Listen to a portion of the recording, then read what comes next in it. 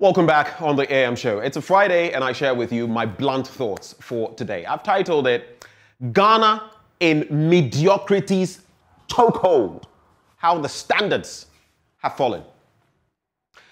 Ghana, for our motto as a country is freedom and justice. But are we truly free while tied to the apron strings of the Bretton Woods institutions, the IMF, the World Bank? Are we just when Ahmed Hussein Swale and the like still shift in their graves because their murderers roam free? What we definitely are here is mediocre. Yes, I said it. We're a very mediocre people. Our leaders nowadays have made absolute nonsense of Dr. Kwame Nkrumah's words that the black man is capable of managing his own affairs. In fact, today, those very countries like Britain, France, Belgium, and Portugal that heaped the inhuman burden of colonialism on Africans between 1450 and 1957 and beyond are the countries our nationals, especially Ghanaians, are flocking to. What an insult to ourselves, all because of leaders who are bereft of transformational ideas and barren of action.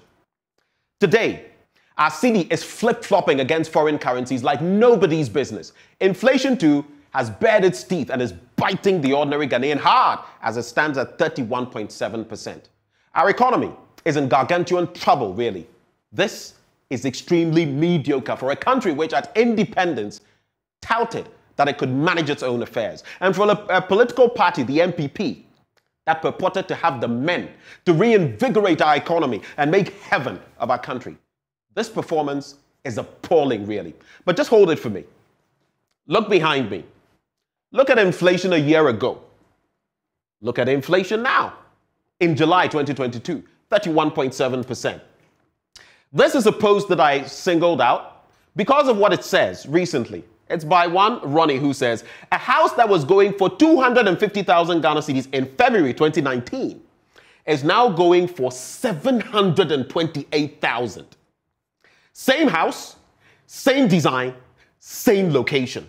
For context, it's an estate developer and the first phase of his estate was going for 250K and 350K in 2019. And now the new ones he's built, same designs, are going for $80K and 120K respectively.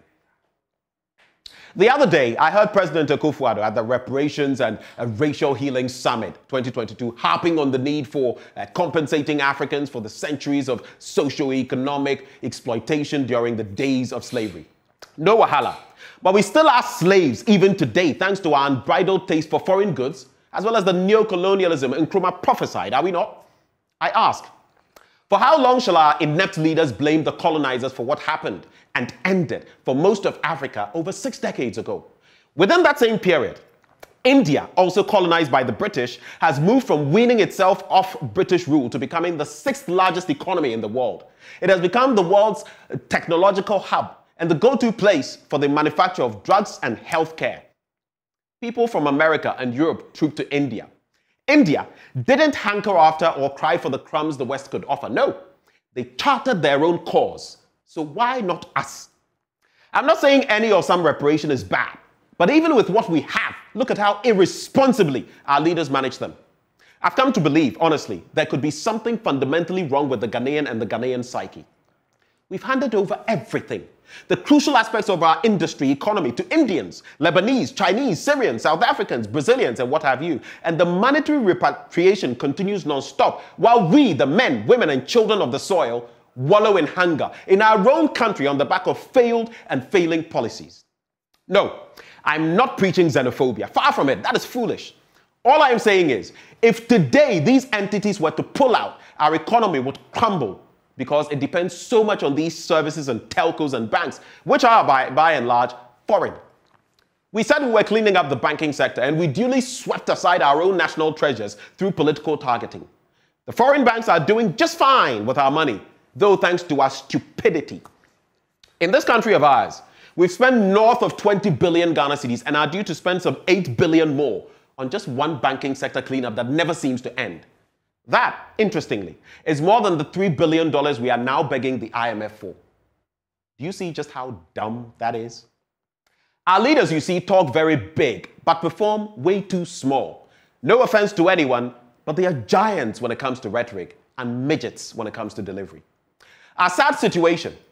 Would you believe it if I told you that for a country that has so little finished products and we should guard what grows from here, the Chinese are buying shea nuts, I mean the nuts, from up north, taking them back and have started producing same in faraway China. Very soon, thanks to their vast land and readily available labor and technology, they will outstrip us in production and even sell back to us in refined form. Once again, we shall come crying, but now who calls them? We have no regulations, so they come and buy our precious shea nuts and repatriate them to China. How on earth? But it's happening in living color even as I speak now. And if you think I'm blowing things out of proportion, digest the fact that shea butter production is the main source of livelihood for more than 1 million rural women in Ghana. That 300,000 metric tons of shea butter was imported into Europe in 2020 alone. And that Ghana, the largest exporter of unrefined shea butter, with its 94 million shea trees, produces as much as 60,000 tons of shea nuts every year. This is not something to joke about. It's scandalous to say the least, what we are allowing the Chinese to do. But it doesn't end there. Things are in fact so topsy-turvy that not even our sports have been spared. Even there too, we are bleeding. I'm not going to talk about yesterday's 3-0 trouncing of our black princesses by the USA in their opening game in the FIFA Under-20 Women's World Cup in Costa Rica, no. But I'd like to reflect briefly on our performance at the recent Commonwealth Games in Birmingham in the UK. Now, I know there are some of you who will say, this is an improvement at least. We won our first medal ever in the long jump category courtesy Deborah Aqua, and that we earned our first medal in the men's 200-meter sprint event since 1974, thanks to Joseph Paul Amwa. But let's ask ourselves, from which stock did we come? What example did our forebears set for us? When as far back as 1962 in Perth, Australia, and 1966 in Kingston, Jamaica, with less technology, less logistics, less financial outlay, we had a bigger medal haul of 9 in each event with far fewer athletes. We now pay glowing tribute to mediocrity, celebrating what is far beneath us, beneath our stature. I recently wept when our athletes, in a feat not witnessed in decades, qualified for the finals of the Commonwealth Games, only for it to be pulled from under them because the Ghana Athletics Association had erred in a way. It really is sad. I'll be going to the board shortly. The economic dialogue continues. We would look at what? The cedi-dollar ratio.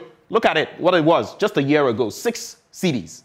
Now, 9 cedis, 30 pesos. I interacted with people yesterday who would say that it's now going for as high as 950 or 960.